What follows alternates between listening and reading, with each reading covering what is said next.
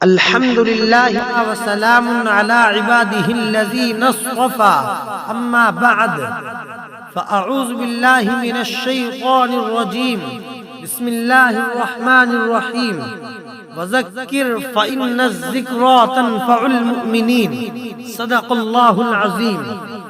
ناظرین کرام، آج ہم بات کرتے ہیں جس امام سے مقتدی بغض اور ناراض رہتے ہو اس کی امامت۔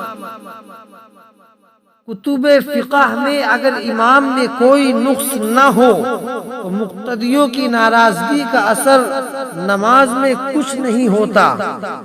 امام کی نماز بلا کراہت درست ہے اور گناہ مقتدیوں پر ہے، اور اگر امام میں کچھ شرعی نقص ہو اور مقتدی اس وجہ سے ناخوش ہو تو امام کے اوپر مؤاخذہ ہوگا اور اس کا امام بننا مکروہ ہے۔